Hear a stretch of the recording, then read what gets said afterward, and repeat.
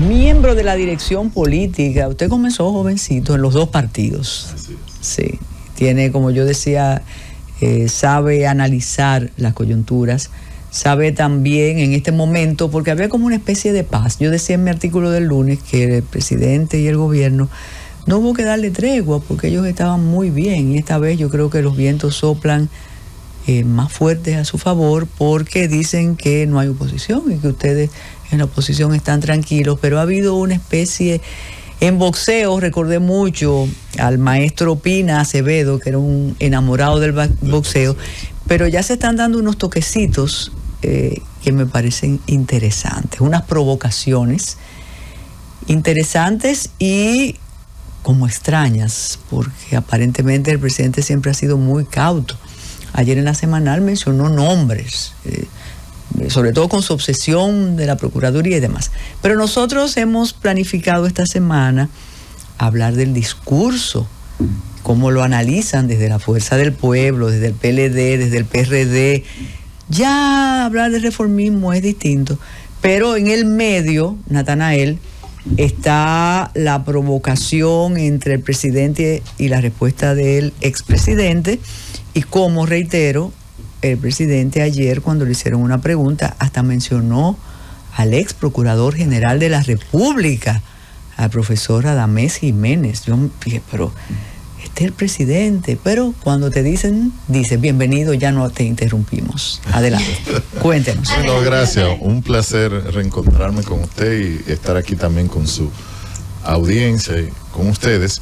Bueno, primero, sobre lo que usted decía de nosotros después de la elección entendíamos, así lo entendió el presidente Fernández y la dirección del partido, de que cuando un gobierno está en un proceso de transición, que fuese el mismo, que iba a nombrar nuevos funcionarios y el país salía de una elección, era prudente nosotros dar un espacio y en ese espacio nosotros también hacer algunas tareas internas. Salido el 16 de agosto, nosotros entendemos que comienza el momento de la oposición.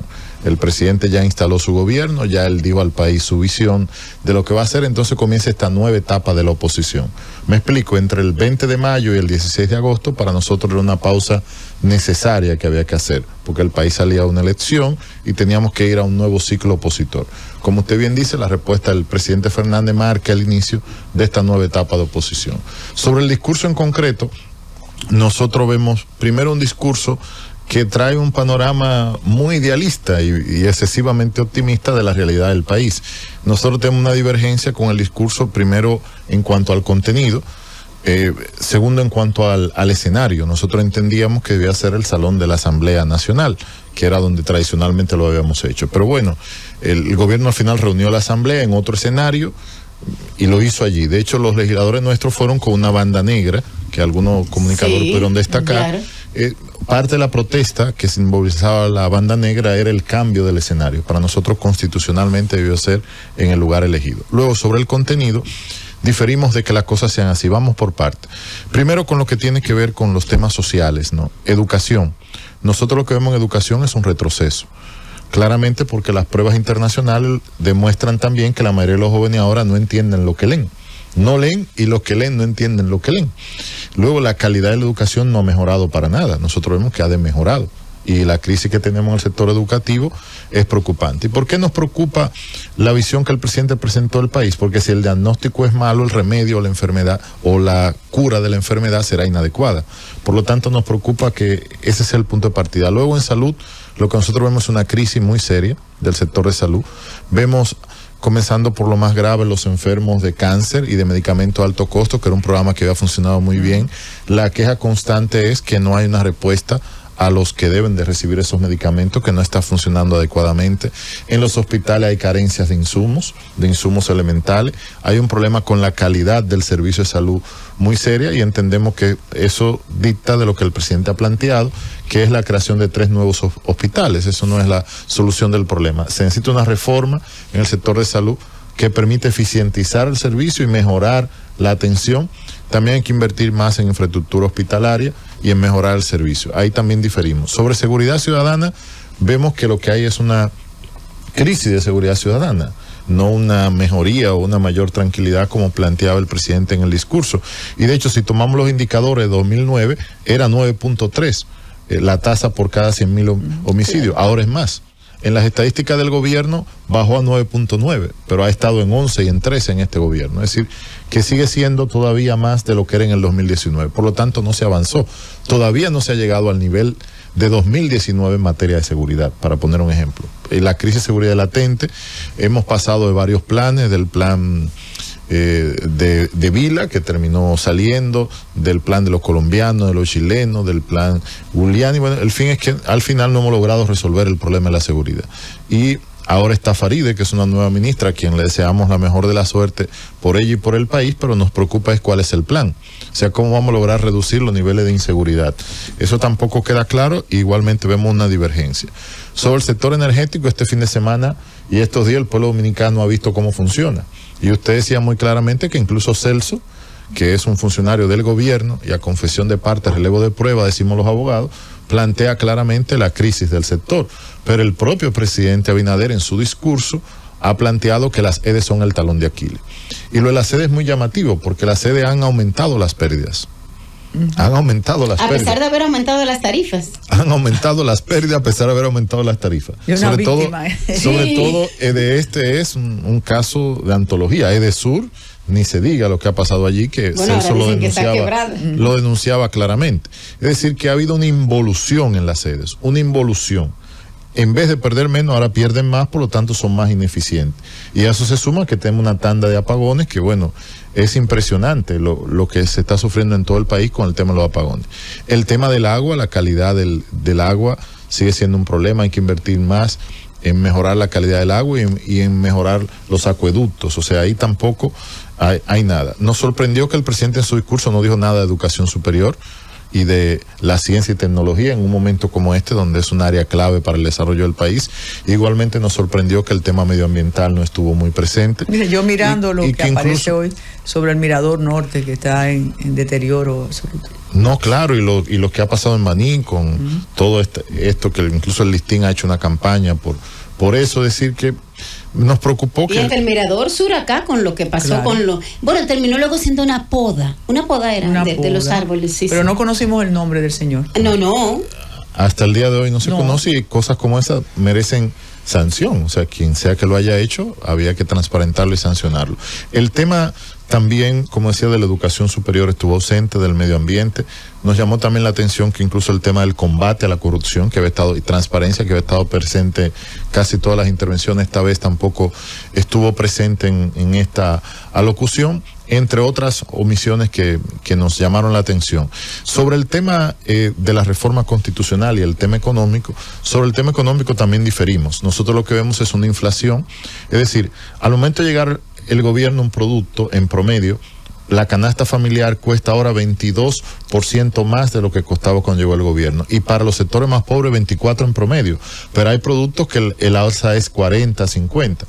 Y lo que ha pasado es que si tú comprabas ese producto en ese precio y ahora vale 50% más, 40% más, eso te quita capacidad de compra. Y más cuando los ingresos no han aumentado a la misma velocidad que los precios. ¿Qué tenemos ahora? Bueno, a los policías sí les aumentaron. Bueno, es que si tú hablas con los policías, eso pasó a nivel de Raso y de Cabos. Pero ahora, ¿qué pasa, ¿qué pasa con los otros rangos? La situación es más crítica porque ahora el Raso y el Cabo se han acercado más a los otros. Y los otros están golpeados por la inflación. Si tú hablas con un capitán, con un teniente, con un coronel, con un mayor... mire, eso él no lo dijo en el bueno, no lo dijo porque ellos, dijo en el discurso, solo habló ellos de los no han mejorado. Ellos no han mejorado igualmente. O sea, lo que estaban en una escala irrisoria totalmente eran ellos, pero ahora los otros también han quedado en una obsolescencia de su ingreso que le impide afrontar las demandas que hay. Entonces, bueno, ¿qué pasa? Que la familia más pobre y la clase media está más golpeada por el hecho de que ahora todo cuesta más. Y los ingresos, insisto, no aumentaron a la misma velocidad. Por lo tanto, la inflación todavía no tiene una respuesta adecuada por parte del gobierno. Recordamos que incluso se importaron pollo de Brasil y el precio del pollo no bajó significativamente. Es decir, que no ha habido una respuesta adecuada ni un incentivo adecuado al sector agroindustrial que nos permita a nosotros poder avanzar. El cierre de la frontera con Haití afectó mucho a los productores de huevo, de pollo, de todo eso, más las pestes que afectaron al sector de ganadería, ¿no? Y no será que, bueno, que como ustedes son de la oposición, de todos modos tienen que encontrar algunas cosas, no sé, de qué quejarse, porque, por ejemplo, bueno, el presidente habló de la cantidad de aulas que han construido, habló de que ahora hay una cobertura de un 92%, me parece, de SENASA, de la expansión del 911, o sea, todos esos elementos, por ejemplo. Bueno, también el tema del índice de desempleo, el presidente dijo que se redujo, entonces... Bueno, primero, vamos a ver, nosotros, los oyentes podrán decir si sienten que su vida ha mejorado o no, si sienten si ahora tienen más o menos educación que no, si sienten que pueden ir a la escuela pública y no pagar una escuela privada, si sienten que no necesitan ningún elemento de seguridad porque estamos seguros, si sienten que ahora los precios son más baratos o menos que antes, son realidades objetivas, que el gobierno haga un esfuerzo de trasladar una narrativa positiva, lo entiendo, es su rol. Ahora nosotros tenemos que decirle también al país la otra cara de la moneda, que hay cosas que siguen estando pendientes y que hay tareas que son prioritarias. Y ahí viene la preocupación con el proyecto de reforma constitucional, porque para nosotros esa no es la prioridad en este momento del país.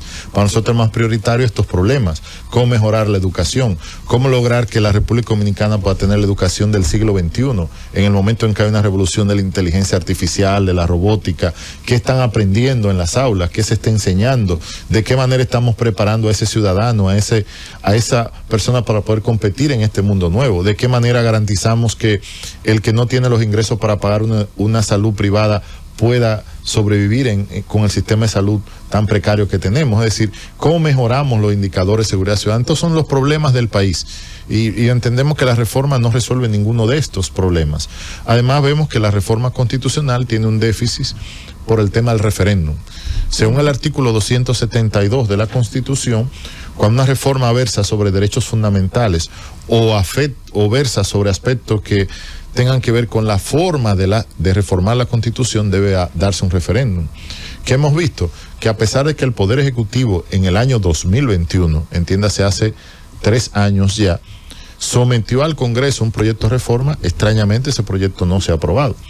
Y es de referéndum, me refiero, de referéndum para poder tener en el país ese marco de ley. Nosotros entendemos que una reforma constitucional requiere de un referéndum, ahora no está, y luego sobre el contenido de la reforma también tenemos divergencia. Natanael Concepción, con esa lectura del discurso que usted ha hecho desde la fuerza del pueblo, uno tiene que decir algo que aquí lo repetimos. Con una situación así, ¿por qué entonces el extraordinario apoyo que tiene el presidente? Porque es el presidente, él logró que en las elecciones se sumaran a él alcaldes, diputados, directores municipales, sí, y lo vimos y lo comentamos, senadores, él hacía esas campañas. En el único lugar donde no valió ni el acarreo fue aquí en el distrito, pero después el presidente ganó avalando todas las candidaturas. Entonces, como político y como representante de un partido, ustedes se deben preguntar por qué no nos respaldaron a nosotros y sí al presidente Abinader y al abinaderismo. Y en segundo lugar, ustedes tienen 3 representantes en el Senado. ¿Qué van a hacer con el proyecto? ¿Qué van a hacer con esa ley? Poco pueden hacer. ¿Qué nos dices? Sí, bueno, sobre lo primero, nosotros ahora estamos en un congreso interno del partido donde tenemos justamente una evaluación de todo el proceso que haremos como colectivo, además de un acompañamiento de profesionales para reflexionar sobre el proceso, sobre nuestro rol en él, sobre oportunidades de mejora, sobre fortalezas.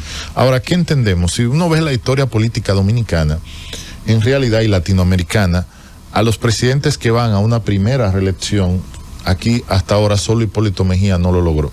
Todos los presidentes dominicanos que fueron candidatos a la reelección, salvo Hipólito Mejía, ganaron. Porque aquí hay un poco una cultura política de darle el chance. El gobierno entra en medio de una pandemia, hubo como una indulgencia social al tema de que el gobierno llegó en medio de una pandemia. El gobierno supo aprovechar mucho eso en marketing. Incluso se afianzó mucho cuando tú veías los grupos focales, por ejemplo. Los grupos focales te decían que el gobierno que el presidente no era responsable porque había manejado pandemia y crisis y problemas mundiales. Es decir, en el electorado fueron eficaces, logrando trasladar el mensaje de que había una exoneración hacia el gobierno por producto de la pandemia, de las crisis globales que manejó, y todos los que vimos estudios para entender justamente este fenómeno de la gente que te decía, vivo mal, estoy mal, la situación me afecta, pero aún así tenía disposición de apoyar al gobierno, era como una cosa contradictoria.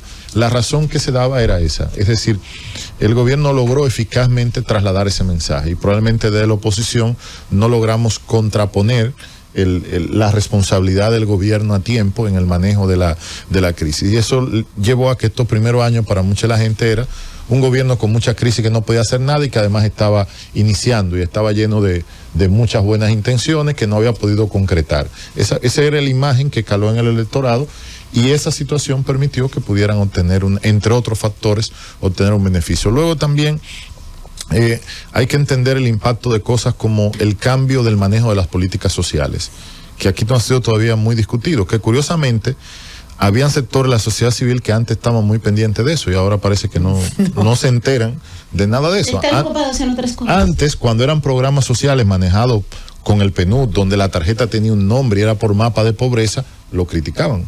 Ahora que la tarjeta es al portador, por lo tanto no obedece a un criterio de que yo estudié y me di cuenta que Natanael vive en un sector vulnerable y lo merece, pues evidentemente ahora hay una mayor capacidad de instrumentalizarlo políticamente, y eso también es otro factor a estudiar.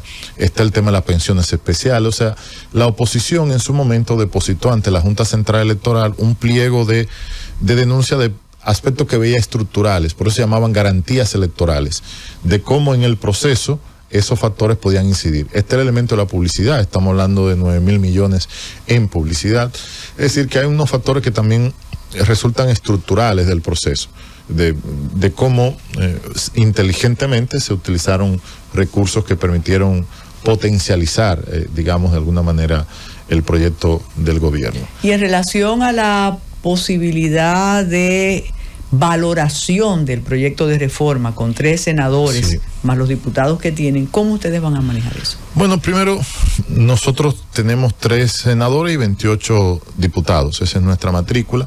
El PLD tiene alrededor de 13 diputados, por lo tanto la oposición tiene una representación que en números no logra vencer, digamos, numéricamente a la reforma. Ahora, la oposición tiene un valor fundamental, la Constitución es un pacto social. Por lo tanto, no se trata solo de que tú tienes el número, se trata de que una Constitución es un pacto social y político. Visto así, el que vaya a hacer una reforma y quiera corresponder a lo que es una reforma constitucional, tiene que entender que tiene que reflejar el sentir más allá de su mayoría. Luego, nosotros evidentemente tenemos una opinión crítica. Bueno, pero si ustedes como oposición están equivocados cuando viene a ver. Bueno, vamos a discutirlo. Nosotros tenemos argumentos por qué estamos en contra. Insisto, nosotros tenemos 3 argumentos fundamentalmente. Primero, decimos que es innecesaria. Segundo, decimos que necesita un referendo. Y tercero, sobre el contenido decimos lo siguiente. Vamos a verla por punto. Punto 1, Ministerio Público Independiente. Ya eso se ha aclarado y de hecho vemos que el mismo texto que somete la reforma habla de reforzar ahora y consolidar. Ya no habla de crear un Ministerio Público Independiente, porque sí, el Ministerio Público Independiente lo creó la reforma del 2010 y la ley orgánica. Eso fue después del artículo del presidente Fernández que le dijo, presidente, usted está confundiendo Procuraduría con Ministerio. Así es. Ahora, sí, ¿qué es lo que nos están planteando? Bueno, nos están diciendo que la innovación es que el procurador sea nombrado por el Consejo Nacional de la Magistratura. Y Andy hizo un trabajo para mí muy interesante, y digo que Andy no es sospechoso de ser de la Fuerza del Pueblo. Andy Dawager. Andy Dawager. Por lo tanto, invito a que lo vean sin el sesgo de que es la oposición que lo está diciendo. Pero es que en el imaginario se sembró eso, Natanael. Sí, pero hay que hacer pedagogía y hacer entender que lo que se está proponiendo, que lo nombre el Consejo, solo tienen 3 países alrededor del mundo, entre los que están Camboya y Perú, que viene una gran inestabilidad. El 89%, es decir, 129 países, lo nombra el presidente. Porque el procurador es un ministerio, es un funcionario que administra, claro, ese sistema, pero no, digamos, él no es el Ministerio Público, él es un administrador de esa institución. Ahí que está la diferencia. Para nosotros, el cambio a un sistema que lo nombra el Consejo a propuesta del presidente, lo que implica que de todo modo va a ser la persona que el presidente decida. Pero con un poco más de burocracia. Bueno, para nosotros es más claro que lo nombre el presidente, como hace Estados Unidos y hacen las demás democracias, y sea un funcionario que sea idóneo. De lo que se trata de quién es, de la idoneidad de la persona, de elegir a una persona adecuada.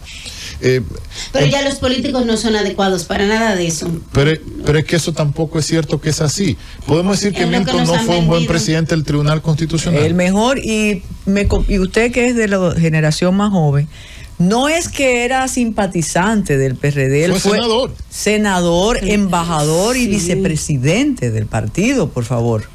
Pero era la persona e hizo un trabajo histórico y se nombró en época del gobierno del presidente Fernández. Así mismo es. Vamos a hablar del tema internacional.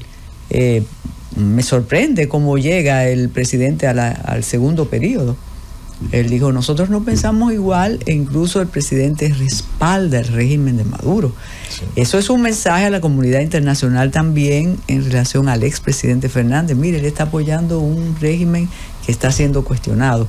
¿Cómo usted ve eso? En época electoral le hubieran dicho, es que ya él escogió a Fernández como su contrincante, pero el presidente no va. ¿Y entonces? Bueno, nosotros también... El presidente Abinader. Nosotros también hemos estado... Porque el presidente Fernández sí está habilitado para ir. La verdad que nos sorprendió por varias razones. Primero, cuando el presidente Fernández sale de Venezuela, antes de salir en su informe, plantea en el punto 2 de su informe el tema de las actas y la necesidad de transparencia. A partir de ahí todos los organismos lo dijeron. Sí. Cuando el presidente Abinader habla en su discurso del 27 de febrero, plantea la necesidad de las actas. Cuando el canciller habla 2 semanas antes en la OEA, plantea la necesidad de las actas. Entonces, bueno... Y en la declaración de Santo Domingo también se plantea esa... La declaración de los 22 países, el eje central es la entrega de las actas. Entonces, bueno, si ellos coinciden con él en el planteamiento, ¿cómo de ahí se deriva que él apoya el régimen y ellos no? Pues están pidiendo lo mismo. O sea, están pidiendo que se entreguen las actas, ¿no? Ahí no se entiende esa parte. Luego, el presidente Fernández fue como mediador, no fue como agitador. Él fue invitado como mediador, observador internacional, acreditado, y se condujo como tal. Pero fue tan responsable que en su informe ha planteado una piedra angular sobre la que todos han seguido, y él tiene el mérito de ser de los primeros que lo planteó, porque cuando lo planteó era el Centro Carter, el secretario de la ONU, fueron las 3 primeras instancias que refirieron eso, y él lo hizo por escrito en un informe, además que está plasmado, que no es algo que nosotros decimos que él lo dijo, es que se plasmó en un informe y se hizo público. Entonces, bueno, nos parece que estas son cosas a veces del debate político más que otra cosa, porque no... Pero es que no estamos en campaña. Bueno, tal vez de la espontaneidad, ¿verdad? Bueno, eso a veces cree uno, pero a veces las campañas nunca terminan. Natarael, hay una propuesta que por su especialidad en la práctica y en la materia electoral, es importante conocer su opinión, que es la de unificación de las elecciones. ¿Qué dice la Fuerza del Pueblo y qué dice usted? Mire, sobre el tema de la unificación de elecciones, al partido, en principio lo estamos observando, le preocupa que la regla actual de unificación de las elecciones es una regla, digamos, reciente, que a veces nosotros creemos mucho en el valor de la estabilidad de la Constitución y de la regla de juego. A veces, sobre todo en materia constitucional, la estabilidad es un factor positivo. Yo creo que el tema de la unificación de las elecciones requiere una reflexión más cuidadosa. Porque por un lado es cierto que la forma en que las elecciones están elaboradas, una en febrero y otra en mayo, digamos, resulta poco práctico porque hay una elección casi solapando la otra. Esa es mi opinión personal. El partido está discutiendo esto porque por un lado preferimos la estabilidad de la regla constitucional. Por lo tanto hay que meditar más profundamente sobre esto, sobre la conveniencia o no. Luego usted, que conoce muy bien el proceso electoral también hacia adentro, hay preocupaciones sobre cómo se podría gestionar un proceso electoral con toda esa simultaneidad. Desde el punto de vista técnico, representa un desafío importante, es decir, cómo el órgano electoral va a poder gestionar esta simultaneidad. La gente quizás no lo percibe, pero la elección municipal es una elección muy desafiante por la cantidad de regidores, de cargo electo. Cuando eso se le suma a la elección de congresistas y la elección presidencial, puede generar algunas situaciones difíciles en la administración del proceso. Eso también lo estamos ponderando. Es decir, que habría que ver. Y luego el efecto que se buscaba con separarla, que era que una no arrastrara a la otra, no necesariamente se ha dado. Eso hay que estudiarlo. Digamos, eso requiere un poco de estudio. Ahora, lo de la reducción de la cantidad de diputados, que es popular en muchos sectores, hay que verlo con cuidado. Primero, ¿de dónde vamos a reducir esos diputados? Eso no se dice, no está claro. ¿De dónde sale esos diputados territoriales que vamos a quitar? ¿A qué territorio se lo vamos a quitar y cómo? Eso no está dicho. Está dicho que se reduce. No, y el pero criterio, no está dicho cómo. Sí, ese es el tema, el criterio. Habitantes, demarcación, si unimos regiones, que eso también está previsto. Bueno, hay que entender qué es lo que sustenta esto y cuál es la lógica detrás de esa reducción, porque la Cámara de Diputados es el espacio más plural. De hecho, donde están representadas las fuerzas más emergentes, los partidos más minoritarios en la Cámara. La Cámara es uno de los pocos espacios institucionales que tiene esa gran pluralidad. Hay que tener cuidado cómo en la eliminación que se plantea eso no termine siendo un espacio menos plural de lo que trata de ser, a pesar de la mayoría ahora que tiene el gobierno. Por lo tanto, esa propuesta que también toca lo electoral tampoco está... Y con la representación en el exterior. Pero diga usted. No, quería preguntarle de la opinión que le merece la situación de La Vega, en el que el pueblo ha votado por una persona que tiene unas capacidades extraordinarias, pero entonces precisamente por esas capacidades extraordinarias por las que el pueblo lo votó, entonces ahora lo necesitan para una posición en el gobierno central. Y entonces queda desamparada el municipio, porque incluso la persona que iba como vicealcaldesa ahora ha salido de que ha estado recibiendo presiones o propuestas incluso para que motivarla a salir del cargo, a renunciar del cargo. O sea, ¿qué opinión le merece esa Lo de La situación? Vega es un caso muy lamentable porque Kelvin fue un alcalde que ganó con un gran apoyo popular y la gente lo votó pensando que él iba a dirigir la alcaldía. Y votó a la vice pensando que ella le iba a dirigir. Sucede que ahora ninguno de los dos van a estar al frente. Entonces, de alguna manera, sobre todo el elector de La Vega queda como defraudado en la operación. Claro. Y luego, legalmente, hay un vacío legal de qué es lo que procede. Porque, bueno, ¿qué se hace en ese caso? Si tú te vas al artículo 64 de la ley de 167-6, te dice que el presidente de la República lo nombra y te remite a la Constitución. Pero cuando tú te vas a la Constitución, en la función del presidente, en las atribuciones no está eso. Porque hay un lapso debido a que esa ley es de antes de la reforma del 2010. En la reforma del 2010 se quitó esa facultad que tenía el presidente. Entonces, ¿y ahora entonces? Ahí es que está el vacío. Porque la ley está remitiendo a un texto constitucional que ya no existe. Que ya no existe. ¿Qué? Ahora existe otra realidad constitucional, pero esa realidad constitucional no se ajustó en la ley. Por lo tanto, hay un vacío. ¿Qué se está haciendo? Bueno, la ley preveía también que interinamente el secretario subiera. Claro. Pero ¿qué es un interino? ¿Por qué tiempo es interino? La ley tampoco lo define. No. Por lo tanto, no solo estamos frente a una situación política, como decía, lamentable, que va a cuestionar la legitimidad de que el elector votó por una fórmula que ninguno de los dos termina estando, también tenemos ahora un serio problema legal. ¿Cómo salir de esta situación? Es una situación además insólita, porque él fue candidato por un gobierno que ha repetido. Por lo tanto, la pregunta que todo el mundo se hace, bueno, si el gobierno sabía que lo iba a requerir como ministro, ¿por qué lo permitió que se postulara? ¿O por qué no le puso una vicealcaldesa que de alguna manera pudiera continuar el trabajo? Eso nadie lo ha comprendido hasta ahora ni lo ha explicado el gobierno. Y en caso de que se resuelva, ¿sentaría algún precedente en el que entonces podamos motivarnos a cualquier funcionario electo, pues darle algún incentivo para que deje la plaza? Para mí siento un presente negativo el tema. Fuera de que, aclaro, Kelvin es una persona con mérito para ser ministro de Trabajo, es una persona vinculada al deporte. Lo lamentable es la forma en que esto se ha hecho, ¿no? Hay un precedente que nos mencionaban ayer, que en San Pedro de Macorís se dio algo parecido con Sergio Cedeño, que fue electo alcalde con el voto de la mayoría. Poco tiempo después renunció para asumir al Parlacén. Pero eso tiene sus diferencias, como ayer poníamos el escenario, que porque el PRM arriesgó su plaza en el distrito, si hubiera podido hacer lo mismo. Gana, él pone el caballo ganador y después lo decide, que es una traición constitucional y administrativa, y desconoce el poder municipal en el caso de La Vega. Claro, y en el caso de San Pedro, el electorado se lo ha cobrado porque se ha postulado un par de veces y no le han dado el apoyo. O sea que la población también no es tan tonta. Pero son decisiones presidenciales. Y qué bueno que Natanael Concepción diga lo que yo creo que muchas personas decimos antes de hablar de Kelvin, que hablamos de sus competencias, claro, y de su capacidad, y de su buen manejo de la alcaldía y de su conocimiento del deporte. Pero ahí dice Francis que no lo traicionemos, que tenemos que hacer otra pausa.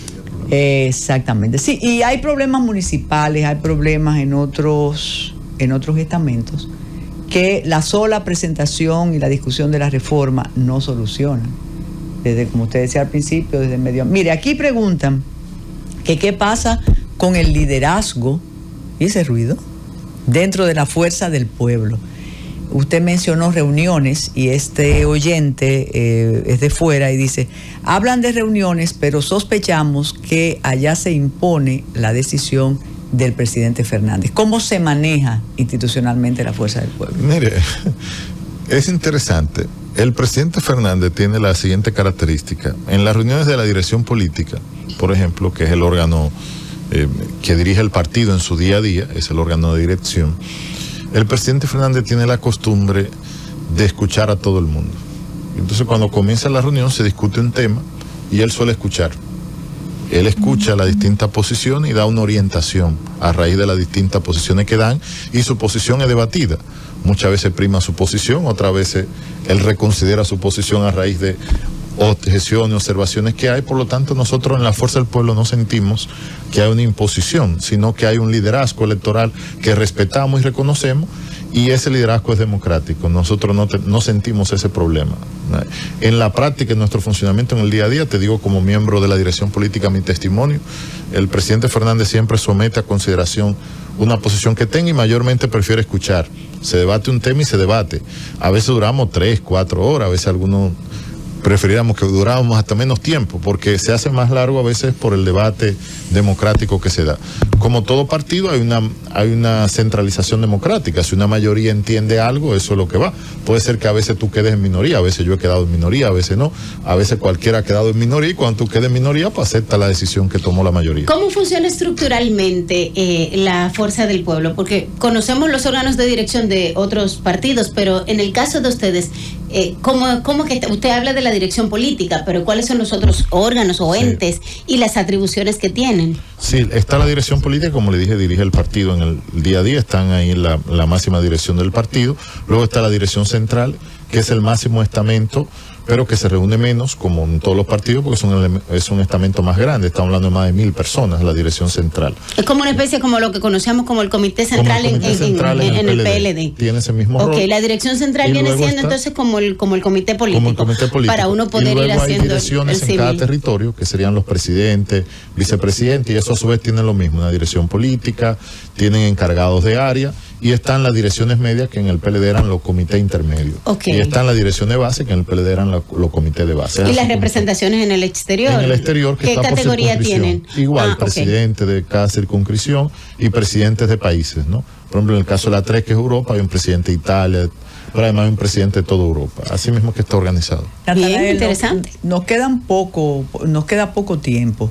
Pero algunos estudiosos dicen que estamos camino de la privatización de la política, que ya los partidos se van a quedar como entelequias, que ya son grupos como, bueno, pero tendrían que buscar la legitimación en la Junta, como Participación Ciudadana y otros grupos que son, eso es lo que va a sustituir la vida partidaria, que ustedes no tienen mucho que hacer, y que incluso la propuesta del presidente, que para la Procuraduría, que sea una persona, mira, de una limpieza partidista que nunca ha dicho casi ni de muñequito de papel ni viva Trujillo. Eso es difícil de encontrar.